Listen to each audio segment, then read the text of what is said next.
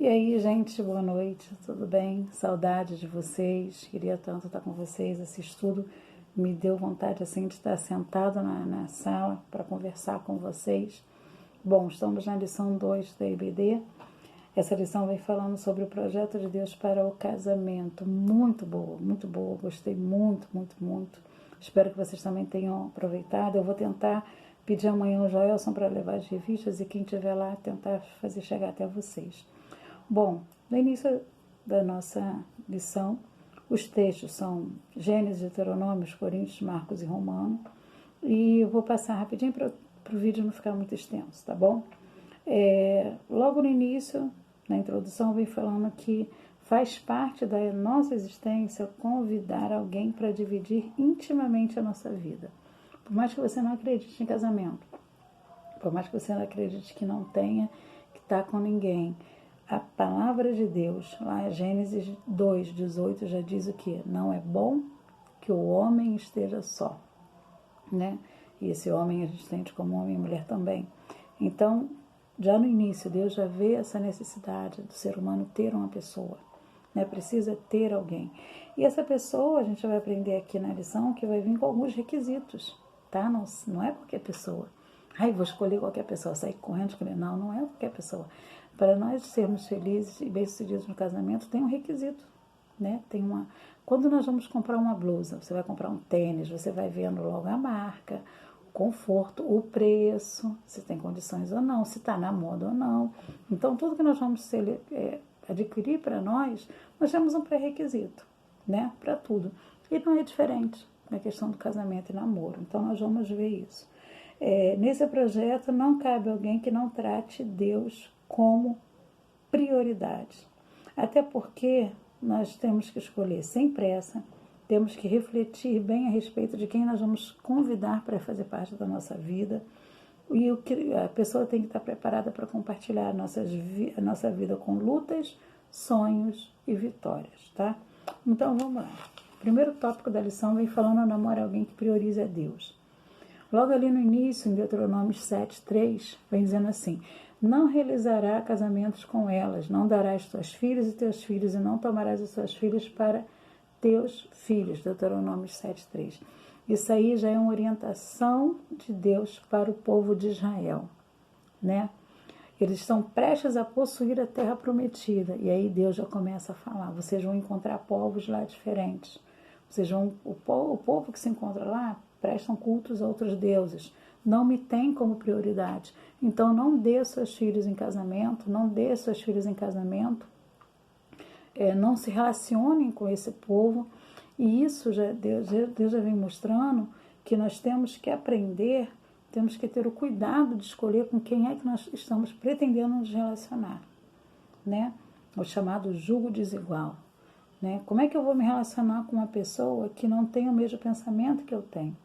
Logo ali embaixo, no segundo parágrafo, diz assim: como os relacionamentos influenciam o nosso modo de pensar, de sentir e de agir. O relacionamento íntimo entre o casal possivelmente influenciaria a espiritualidade e a opção religiosa de ambos. Deus não quer um segundo lugar. Então, essa orientação já era justamente para que eles não se casassem, porque uma vez casados, você sabe que a intimidade de um casamento é diferente de um namoro, né? Então, uma vez casado, havendo uma relação carnal com aquela pessoa também mudaria, influenciaria a outra com seus hábitos espirituais. Pegar um crente para casar com um macumbeiro, vamos colocar assim, com um bandista. Na Semana Santa, que é chamada de Santa, né? Sexta-feira Santa, nós crentes temos a certeza que esse período da Semana Santa é o período da crucificação, de que Cristo venceu a morte, né, foi levado à cruz pelos nossos pecados. E o bandista, nós fazemos uma celebração. E o bandista, o macumbeiro, é voltado para os deuses, os seus, como eu vou dizer, suas entidades. Então, ali, como é que vai fazer? Ou eu vou para o centro espírita, ou ele vai para a igreja. Não, isso não vai acontecer. E eu, estando casada, eu tenho que seguir, então, ali uma orientação do meu marido, porque eu tenho que ser obediente, correto?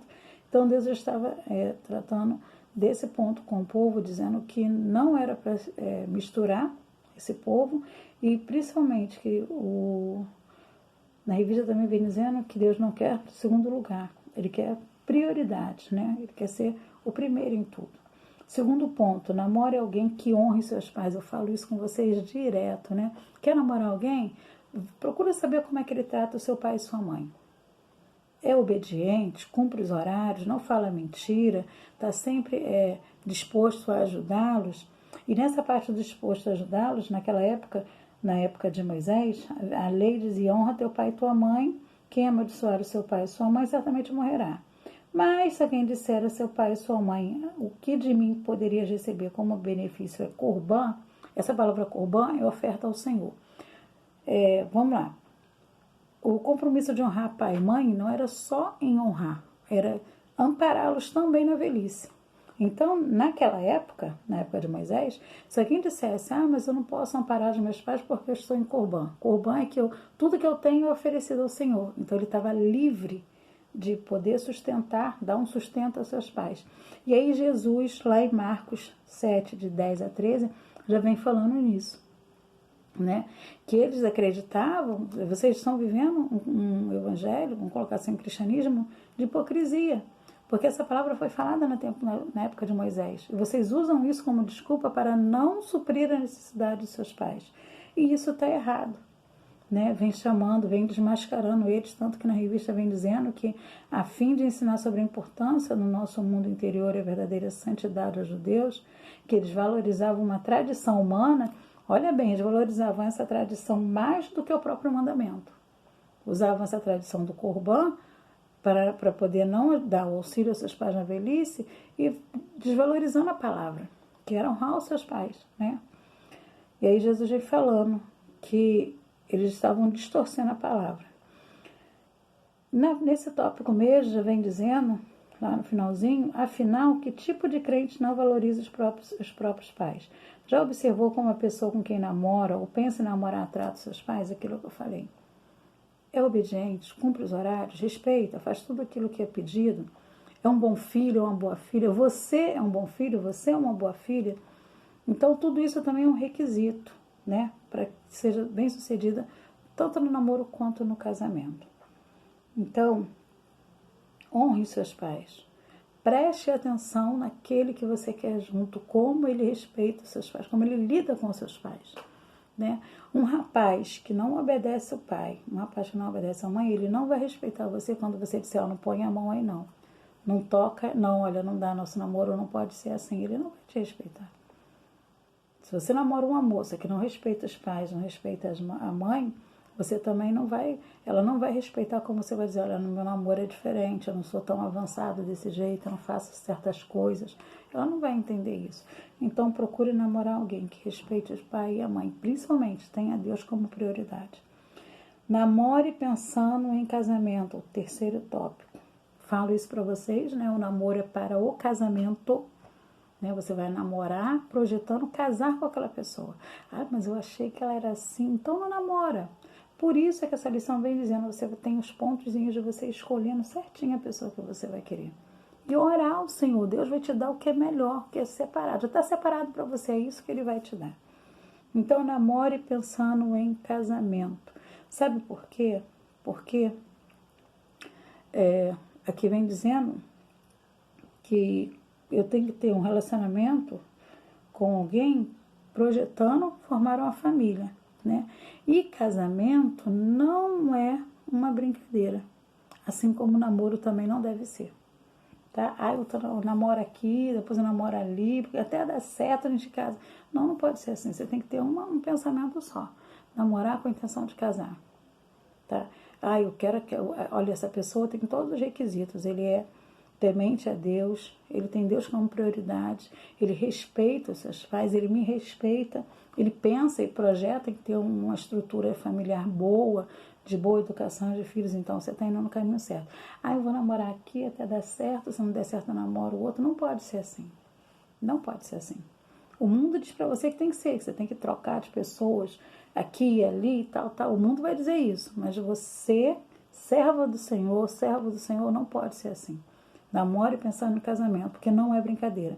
E depois que casar, a única forma de você se separar dessa pessoa é com a morte. Você prometeu diante de Deus, diante daquela pessoa, honrar e estar com aquela pessoa até que a morte separasse. Ai, mas ele tem um gênio terrível, você tinha que ter visto isso no namoro. Ai, mas ele, você tinha que ter visto isso no namoro. Ai, mas ela, você tinha que ter visto isso no namoro. Não, você tinha que ter visto isso no namoro. Então, se a gente arruma um namoro, de qualquer jeito, projeta casar, não para pensar, para ver os sinais, você está fazendo errado. Para tudo, ora, pede ao Senhor para que te oriente o que é correto, porque namoro é para casamento. Namore, no finalzinho já vem dizendo, namore alguém que crê em Deus. Que há de comum entre um crente e um descrente? Como é que eu vou namorar alguém que é desobediente a Deus, que não tem a mesma visão espiritual que eu tenho, que não crê na Bíblia, que não crê que o sexo é para o casamento, alguém que não respeita a minha forma de namorar, que não tem a visão de que Deus separou algo melhor para mim? Eu já contei várias experiências para vocês lá em classe e julgo desigual. Trevas não combinam com a luz. Ah, mas ele vai se converter, ela vai se converter? Não vai não. Não vai não.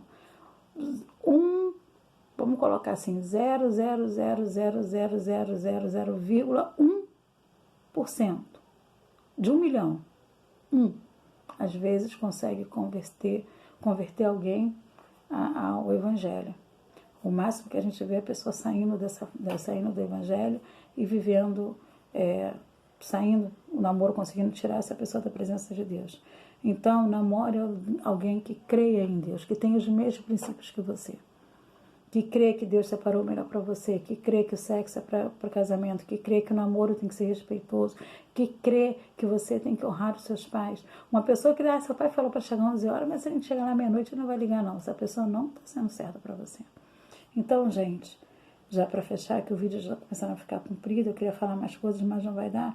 Logo no finalzinho desse tópico, namore alguém que crê em Deus, vem dizendo assim, quem é fiel a Deus por sua causa, vai ser fiel a você por causa de quê? Desculpa, quem é infiel a Deus por sua causa, vai ser fiel a você por causa de quê? Não entregue o seu coração a qualquer pessoa. A nossa fidelidade, eu sempre falei para vocês, eu não sou infiel quando eu traio o meu marido, eu não estou sendo infiel ao meu marido. Primeiramente, eu estou sendo infiel a Deus, porque foi diante de Deus que eu fiz uma promessa. Então, procure alguém que seja fiel a Deus, que tenha Deus como prioridade, que prioriza namorar pensando em casar e que respeita seus pais e te respeita também. Um beijo, espero do fundo do coração que vocês tenham estudado a lição e tenham orado para que a gente possa sair dessa para poder estar juntos de novo, tá bom? Continue com a leitura da Bíblia. O DCC eu não consegui gravar o vídeo porque tive problemas aqui com o celular, mas eu tenho orado por vocês, espero que vocês estejam orando por mim. Beijo para vocês.